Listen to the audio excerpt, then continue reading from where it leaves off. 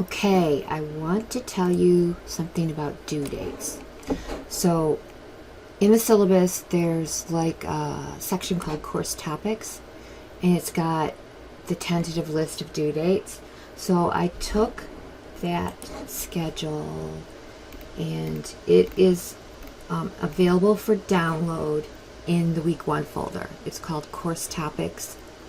So, if you want to get an overview of everything we're going to work on during the semester, you can look in the grade book, but you can also look on this document because it like sets everything out for the whole semester.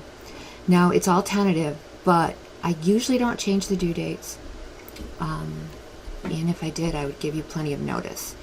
So how to keep track of your work, there's a lot of different ways. So I have some of the ways listed here. I use checklists, so that can be located by going to course progress and checklist. If you like those, some people really like them, that might be helpful. Course schedule, I'll show you that in a minute. In each weekly folder, like I said, every week there will be a list of what's due. The calendar is basically the same thing. Well, it's kind of like the course schedule, but it's in a calendar form. So you can get to it from the home page of our course. And then, just like I said, syllabus under course topics. So the thing that's different about my class, which might be different, is that there's 3 dates for everything we do. There's 3 dates for every assignment. There is the due date, there's the open date, there's the due date, and there's the close date. And I refer to this in the syllabus. But I don't have control over how the design of D2L.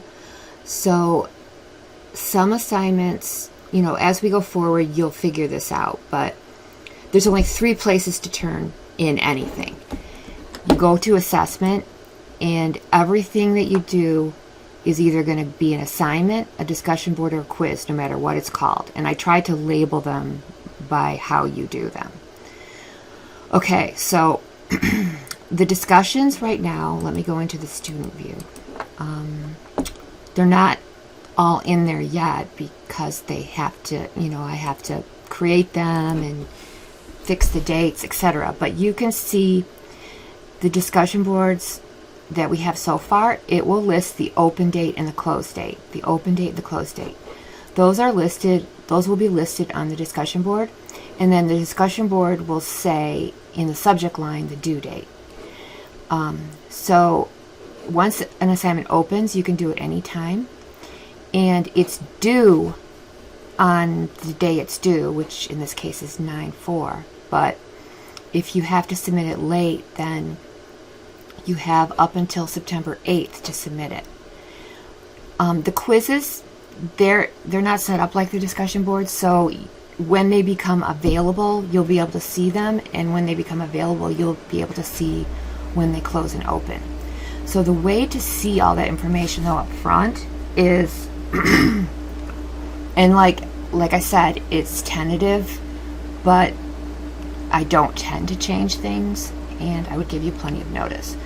So to see the schedule, you go to see when things open and close. Okay, go to course schedule in D2L, and then go to full schedule. Click on full schedule, and then you can load the whole semester if you want. So we have assignments due on Thursdays. At the end of the semester, I think I might have a couple things due on a Monday, but for 99% of the semester, it's due on Thursday. Okay, Thursdays don't work for you. That's okay, because you can do your work early, okay? Because it's going to open at least a week ahead of time in most cases. So if I click on these dates, I can open them up, and it will tell me when is the start date. So that's when I'm going to be able to actually do the work. And the due date is September 4th, but what if I have a personal emergency? I have until September 18th to actually submit that and still get full credit. So let's go down here and look. September 8th, the discussion board opens August 25th, ends September 8th, due 9/4. Okay, so I don't have everything isn't populated for the whole semester. But if you want to see the due dates for the whole semester, you can see that. But as far as you can see that by going to either the course topic sections of the syllabus or by going to the checklists. So as I put things in D2L and get the dates set up, you'll be able to click into these weeks. And for example, the assignment paper 1, once it's due, it's going to open on September 18th for submissions.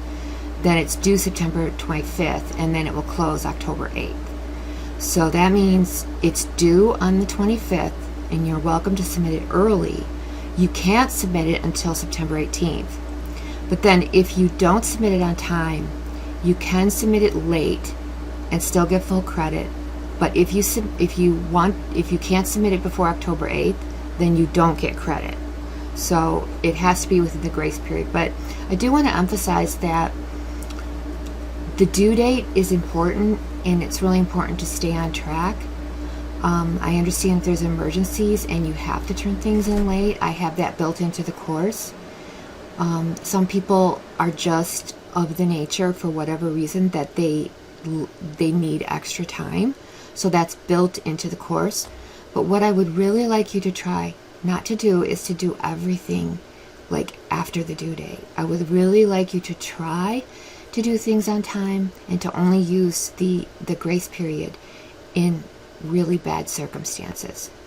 But it's no matter what, if you turn it in the grace period, you're going to get full credit. Okay? So just as these become visible to you, as I start populating the course more with all of the material, you'll be able to see when things open and close.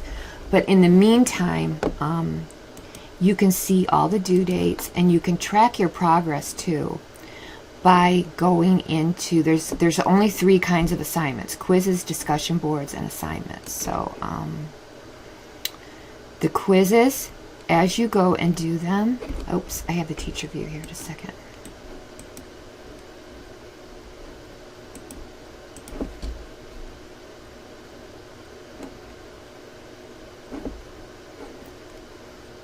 The quizzes, as you do the quizzes or any of the items, if you use the checklists, what you do is once you completed that assignment, and here it's all going to tell you when each quiz is due, you just check this off and then you click save.